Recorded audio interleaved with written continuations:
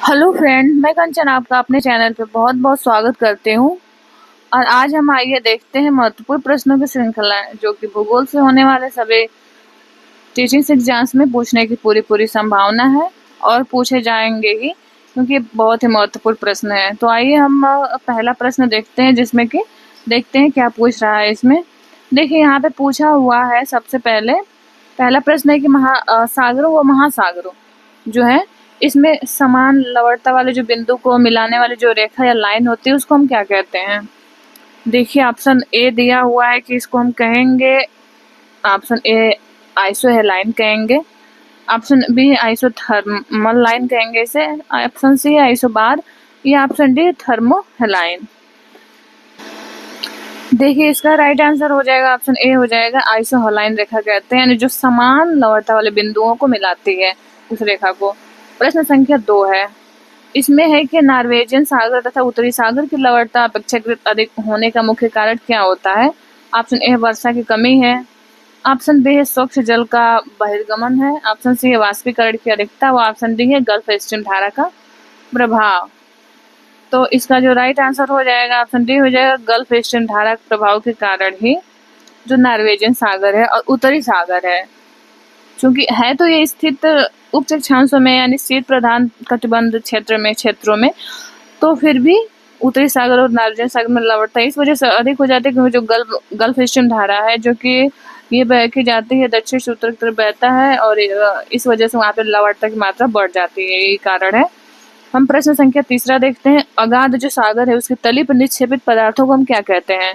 Option A पेलेजिक पदार्थ कहा जाता है, ऑप्शन बी नैरेटिक पदार्थ, ऑप्शन सी है भूमिज पदार्थ, ऑप्शन डी है ज्वालामुखीय पदार्थ कहा जाता है इनको। तो इसका जो राइट आंसर हो जाएगा, इसको कहा जाता है पेलेजिक पदार्थ। राइट आंसर ऑप्शन ए हो गया इसका। प्रश्न संख्या 4 है, सागरों में रहने वाले जो जीव जंतु हैं इनके अवशेष से प्राप्त पदार्थ जिसका निक्षेप मुख्यतः महाद्वीपीय मग्न तटों पे होता है, उससे हम क्या कहेंगे। ऑप्शन ए नैरेटिक या तट तलवासी पदार्थ कहेंगे, ऑप्शन बी पेलेजिक पदार्थ कहेंगे, ऑप्शन सी है भूमिज पदार्थ, ऑप्शन डी इनमें से कोई नहीं। तो इनको हम कहेंगे नैरेटिक या तलवासी पदार्थ कहते हैं, जो कि यहाँ पे होता है महाद्वीपीय मग्न तटों पे होता है, इसे नैरेटिक या तट तलवासी पदार्थ कहते हैं। अगला प्रश्न है, प्रश्न संख्या 5 है, इसमें एक रेडियोलेरियन उज जो है सिलिका प्रधान उज है, इसमें किसमें अवशेष नहीं पाए जाते हैं, जिसमें किसके अवशेष नहीं पाए जाते, जो रेडियोलेरियन इसमें किसके अवशेष नहीं होते हैं। ऑप्शन ए के रेडियोलेरिया का, ऑप्शन बी है डायटम का, ऑप्शन सी है फोरा मैनिफोरा, और ऑप्शन डी इन तीनों का। तो जो सिलिका प्रधान उज है रेडियोलेरियन, तो इसमें किसी का अवशेष नहीं पाया जाता है इन तीनों में से। प्रश्न संख्या 6 है, इसमें पूछ रहे अटलांटिक महासागर के तल पर जिस प्रकार के निपंख है उज का सर्वाधिक विस्तार है वो कौन सा इसमें से होगा। क्या उसमें से रेडियोलेरिया है, ऑप्शन बी है ग्लोबिजुलिना होगा, ऑप्शन सी है टेरोपॉड है, वो ऑप्शन डी है डायटम। तो देखिए अटलांटिक सागर तट पर सबसे अधिक जो जिस निपंख है उज का सर्वाधिक विस्तार है ये ग्लोबिजुलिना, ऑप्शन बी इसका राइट आंसर है। प्रश्न संख्या 7 है, गहरे महासागरीय तली पर धीरे धीरे निक्षेपित होने वाले पदार्थों को क्या कहते हैं। ऑप्शन ए नैरेटिक पदार्थ, ऑप्शन बी पेलेजिक पदार्थ, ऑप्शन सी भूमिज पदार्थ, ऑप्शन डी है समुद्री पदार्थ कहेंगे इसको। तो गहरे महासागरीय तले पर धीरे धीरे निक्षेप होने वाले पदार्थों से जो बनता है इसे कहते हैं पेलेजिक पदार्थ। प्रश्न संख्या 8 है, गहरे महासागरीय पेलेजिक जो निक्षेप है इसमें से कौन सा सम्मिलित नहीं है। ऑप्शन ए है लाल मृत्तिका, ऑप्शन बी है रेडियोलेरियन एम डायटमुज, ऑप्शन सी है ग्लोबिजुलिना एम टेरोपॉडुज, ऑप्शन डी है ज्वालामुखी पंख। तो इसमें से क्या हो जाएगा राइट आंसर, ये हो जाएगा ऑप्शन डी ज्वालामुखी पंख, जो गहरे महासागरीय निक्षेपों में सम्मिलित नहीं है। प्रश्न संख्या 9 है कि इसमें सागर का जो तली है इस पे निक्षेपित होने वाले सागरीय अवसादों को किस नाम से जाना जाता है। सागर की तली पे जो अवसाद जमा होते हैं इसको हम क्या कहेंगे, नैरेटिक अवसाद कहेंगे, भूमिज अवसाद कहा जाएगा, सी है पेलेजिक अवसाद कहा जाएगा, और डी है जैविक अवसाद कहेंगे। तो जो सागर तली पे निक्षेपित होने वाले जो सागरीय अवसाद है इनको हम जब कहते हैं पेलेजिक अवसाद, ये पैलेजिक अवसाद कहे जाते हैं। प्रश्न संख्या 10 है कि चंद्रमा और सूर्य के गुरुत्वाकर्षण बल द्वारा सागरीय जल स्तर के लहरों के रूप में उत्थान तथा पतन के किस नाम से जाना जाता है? ऑप्शन ए ज्वार भाटा, ऑप्शन बी है सागरीय तरंग, ऑप्शन सी उच्च ज्वार और ऑप्शन डी है निम्न ज्वार। तो इनको कहा जाता है ज्वार भाटा। इसका राइट आंसर ऑप्शन ए होगा, ज्वार और भाटा। प्रश्न संख्या 11 है कि चंद्रमा का केंद्र पृथ्वी के केंद्र से कितना दूर है? इसमें दिया हुआ है ऑप्शन ए है कि 3,14,000 किलोमीटर, ऑप्शन बी है 4,14,000 किलोमीटर, ऑप्शन सी है 3,84,800 किलोमीटर व ऑप्शन डी है 3,94,000। जो चौथा ऑप्शन लिखा है ये लिखा है 39,48,000 किलोमीटर। तो चंद्रमा का जो केंद्र है ये पृथ्वी के केंद्र से इसकी जो दूरी है ये है 3,84,800 किलोमीटर। ऑप्शन सी इसका राइट आंसर हो जाएगा। प्रश्न संख्या 12 है कि भूमध्य रेखीय ज्वार कब आते हैं? ऑप्शन ए है ज्वार जब चंद्रमा भूमध्य रेखा पर लंबवत होता है तब आते हैं, या ये अमावस्या के दिन आते हैं, ऑप्शन सी पूर्णिमा के दिन आते हैं, और ऑप्शन डी है जब ज्वारों की दैनिक असमानता बढ़ जाती है तब। तो देखिए इसमें दे रहा है, पूछा है कि भूमध्य रेखीय ज्वार कब आते हैं, तो ये ऑप्शन ए हो जाएगा इसका राइट आंसर।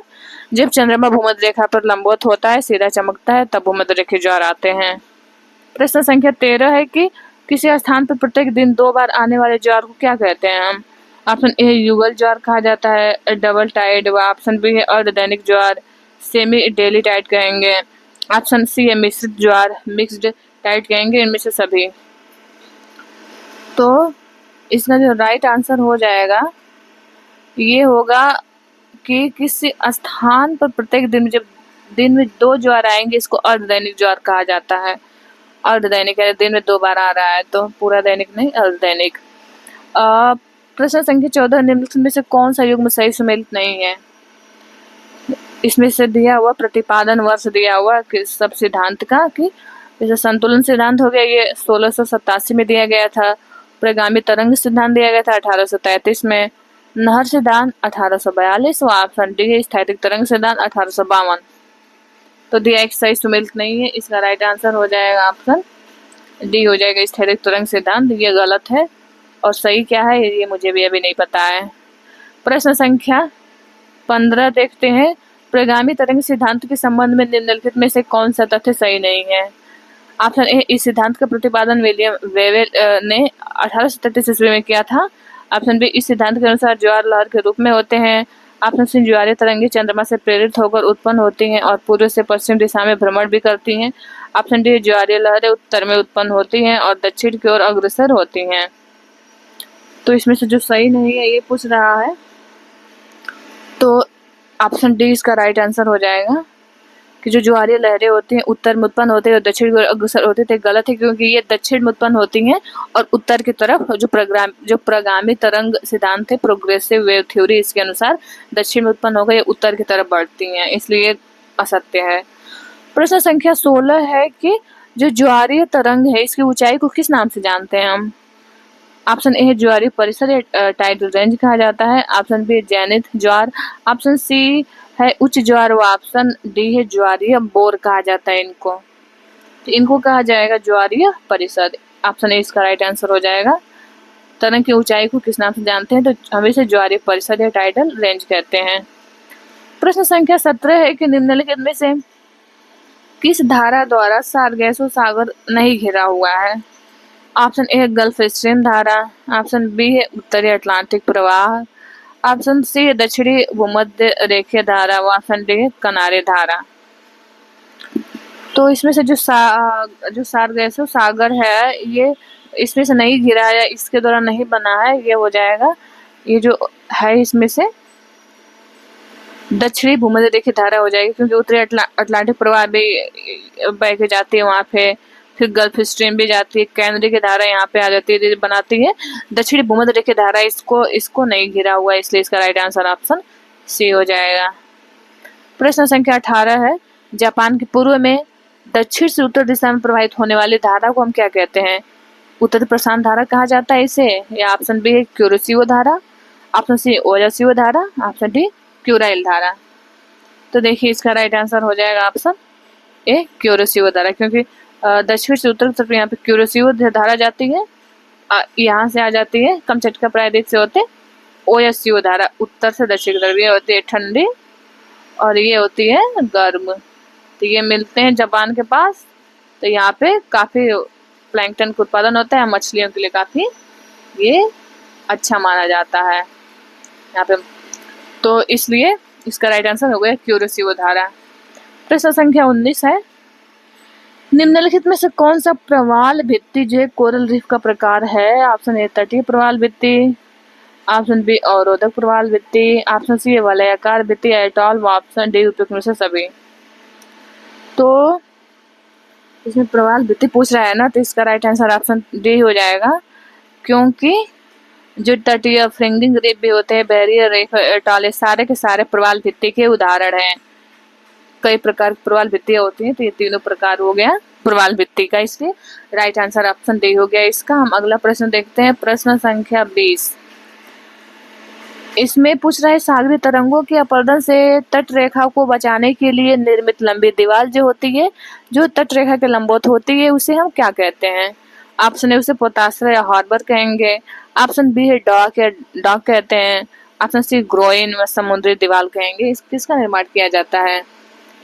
ये इसमें से उसको क्या कहेंगे जो कि तट रेखा को बचाने के लिए लंबी लंबी लंबी दीवारें बनाई जाती हैं इसके लंबवत? तो ये इसको कहते हैं ग्रोइन, ग्रोइन कहा जाता है इसको। इसका राइट आंसर ऑप्शन सी हो जाएगा। प्रश्न संख्या 21 है, इसमें एक प्रवाल के विकास में कौन सी दशा अवरोधक होती है? ऑप्शन ए अति सूक्ष्म जल, ऑप्शन बी ज्वालामुखी निर्मित प्लेटफॉर्म, ऑप्शन सी है 40/1000 से अधिक लवणता, ऑप्शन डी उपयुक्त सभी। प्रवाल के विकास में कौन सी दशा अवरोधक मानी जाती है इसमें से? तो देखिए इसमें से हो जाएगा सभी हो जाएगा, क्योंकि बहुत ज़्यादा स्वच्छ जल भी होगा तो जो प्रवाल है उनका विकास नहीं हो पाएगा। फिर ज्वालामुखी निर्मित प्लेटफॉर्म पे भी ये भी, क्योंकि बार बार ज्वालामुखी होगा तो उसके द्वारा वो नष्ट हो जाया करेंगे, मर जाएंगे जीव। और 40/1000 से 40 से अधिक लवणता होगा तो ये भी हानिकारक है उसके लिए, इसलिए सारे के सारे दशाएं जो है अवरोधक के रूप में कार्य करती हैं। प्रश्न संख्या 22 है, हिमालय नियंत्रण सिद्धांत का प्रतिपादन कौन है इसमें से? ऑप्शन ए है जॉन मरे, ऑप्शन बी है Darwin, option C Daly, option D है हैरिस महोदय। तो जो हिमालय नियंत्रण सिद्धांत दिया है डेली महोदय का है, इसलिए इसका राइट आंसर ऑप्शन सी हो जाएगा, ऑप्शन सी हो जाएगा राइट आंसर। प्रश्न संख्या 23 को देखते हैं हम, निम्नलिखित में से प्रवाल विरंजन का सर्वप्रमुख कारण क्या है? ऑप्शन ए है वैश्विक जोशमन जो ग्लोबल वार्मिंग ये है, ऑप्शन बी है एल नीनो का प्रभाव होता है, ऑप्शन सी प्रवाल भित्तियों का विलोपन, और ऑप्शन डी प्रवाल जंतुओं में संक्रामक रोग फैल जाता है, इस वजह से प्रवाल का विरंजन होता है। तो देखिए प्रमुख जो कारक है, सबसे प्रभावी कारक है ग्लोबल वार्मिंग यानी वैश्विक तापन या वैश्विक उष्मन, ये है प्रवाल विरंजन का सबसे प्रमुख कारण है। अगला प्रश्न है, प्रश्न संख्या 24 है कि वर्तमान समय में प्रादेशिक सागर की सागरोन्मुख सीमा तट से कितनी दूरी तक मानी जाती है? यानी जो प्रादेशिक सागर है, प्रादेशिक सागर की सीमा सागर तट से कितने दूर मानी जाती है? ऑप्शन ए है 3 समुद्री मील मानी जाती है, ऑप्शन बी है 6 समुद्री मील, ऑप्शन सी है 12 समुद्री मील, वो ऑप्शन डी है 24 समुद्री मील। तो देखिए इसका जो राइट आंसर हो जाएगा ऑप्शन सी हो जाएगा, 12 समुद्री मील जो है इसके सागर तट की सीमा रेखा मानी जाती है। प्रश्न संख्या हम 25 देखते हैं। 25 दिया हुआ है कि किस वर्ष प्रथम बार जेनेवा में समुद्र के कानून लॉ ऑफ सीज पर संयुक्त राष्ट्र अधिवेशन का आयोजन किया गया था सबसे पहले? तो देखिए ऑप्शन ए इसमें दिया हुआ है कि 1958 में किया गया था, ऑप्शन बी है 1968 में, ऑप्शन सी है 1972 में, ऑप्शन डी है 1978 में। तो देखिए कि इसका राइट आंसर ऑप्शन हो जाएगा ए हो जाएगा, 1958 में प्रथम बार जेनेवा में समुद्र कानून पे बनाया गया था अधिवेशन।